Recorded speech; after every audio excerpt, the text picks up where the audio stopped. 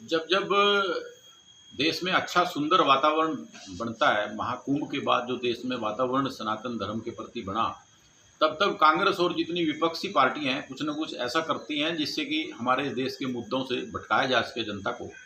अबू आजमी का जो ये बयान है कि औरंगजेब बहुत सॉफ्ट एक राजा थे और उन्होंने अच्छे काम देश में किए, लेकिन इतिहास गवाह है कि अपने 50 साल के उन्होंने लगभग शासन में जो क्रूरता उन्होंने अपनाई और जिस क्रूरता से इस देश पर शासन किया वो सबके सामने है। जजिया कर जो पूरे वर्ल्ड में मशहूर है कि कहीं जजिया कर अगर लगता था तो केवल हिंदुओं पर लगता था और हिंदुस्तान में लगता था, और हिंदुस्तान के शासक जो उस टाइम के औरंगजेब थे उन्होंने ये लागू किया था। हालांकि उससे पहले भी अकबर के शासनकाल में ये जजिया कर जो है लगाया गया था, लेकिन उन्होंने अपने शासनकाल में कुछ राजाओं की सिफारिश पर बंद किया। लेकिन कुरुक्षेत्र में मैं अगर बात करूं कुरुक्षेत्र की, तो ब्रह्म सरोवर जो हमारा पवित्र स्थल है, बहुत प्राचीन स्थल है। राजा कुरु ने महाभारत काल से पहले इस कुंड को खुदवाया था और पूजा की, और ब्रह्मा जी के ऐसा माना जाता है कई ग्रंथों में कि यहाँ पर ब्रह्मा जी ने विश्व की जो रचना है वो ब्रह्म सरोवर से की है, ऐसे कई ग्रंथों में वर्णन आता है।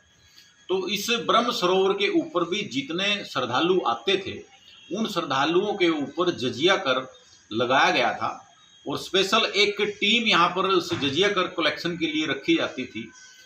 सरोवर के दक्षिण में जो बौद्ध स्तूप है वो बहुत ऊंचा वहाँ पर टीला होता था। ऐसे इतिहासकार मानते हैं कि वहाँ पर एक स्पेशल टीम जजिया कर कलेक्शन के लिए और देखने के लिए कि अगर कोई वहाँ पर स्नान करने के लिए आया या जल लेने के लिए आया तो उसको पकड़ा गया कि नहीं पकड़ा गया, उससे कर लिया गया कि नहीं लिया गया। मैं कुछ रेफरेंस आपके सामने मैं देना चाहता हूँ। ये Thanesar and its vicinity BM Pandey and C Dorje की एक बुक है जो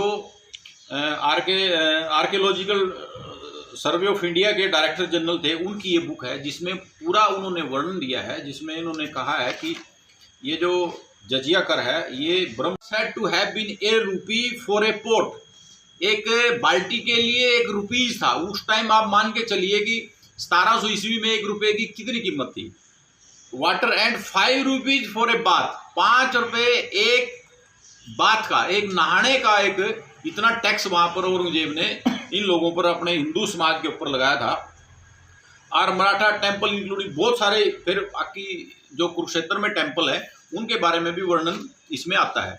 और इसके अलावा जितने बड़े हिस्टोरियन हुए हैं उन सब ने भी अपनी अपनी बुक में लिखा है। श्री राम गोयल जी हिस्टोरियन हुए हैं बहुत बड़े, उनकी बुक है हिंदू टेम्पल। हिंदू टेम्पल में भी ऐसा वर्णन आता है कि जजिया कर यहाँ पर ब्रह्म सरोवर के ऊपर औरंगजेब ने लगाया था। फॉरेन एक यात्री यहाँ पर आए, बर्नियर की अपनी एक बुक है मुगल ट्रैवल इन इंडिया, उसमें पूरा वर्णन आता है कि जजिया कर कितने हैवी उसमें कलेक्शन यहाँ पर होती थी।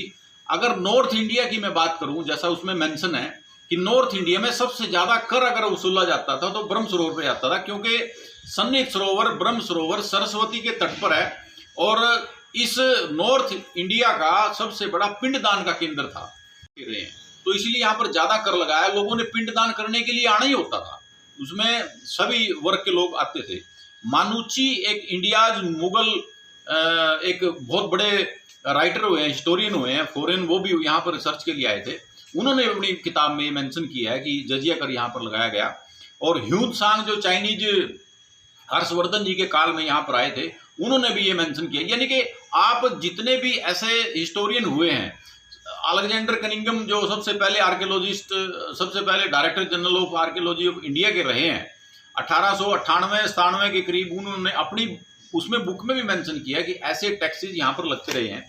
एक सतीश चंद्रा जी वो हिस्टोरियन है, मेडिवल इंडिया इनकी एक बुक है, इसमें भी उन्होंने पूरा वर्णन इसमें दिया गया है। मैं इसमें अगर थोड़ा पढ़ के सुनाऊं, another step taken in this time would have gladdened the hearts of the orthodox ulama was the revival of the pilgrim tax on Hindus at Mathura and Kurukshetra।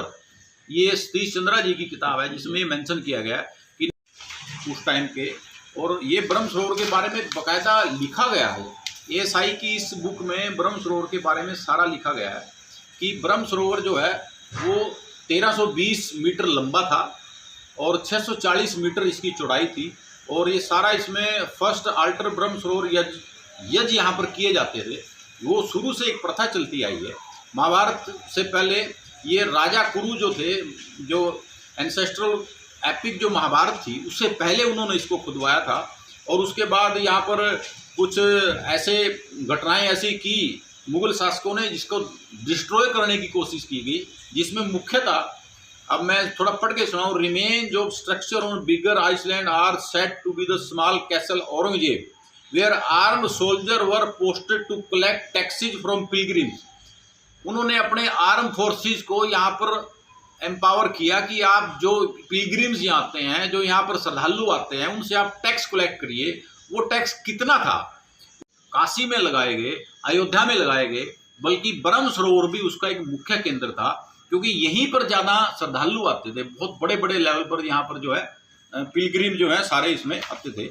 यानी कि अबू आजमी किस तरह से ये कह सकते हैं कि वो एक क्रूर राजा नहीं थे, जिन्होंने 50 साल तक किदवंती तो ये मानी जाती है हमारे देहात में, हरियाणा की मैं देहात की अगर बात करूं, कि जो औरंगजेब था वो 1.25 मण जनेऊ उतार कर हर रोज भोजन करता था। ऐसी किदवंती और ऐसे वर्णन कई जगह आते हैं।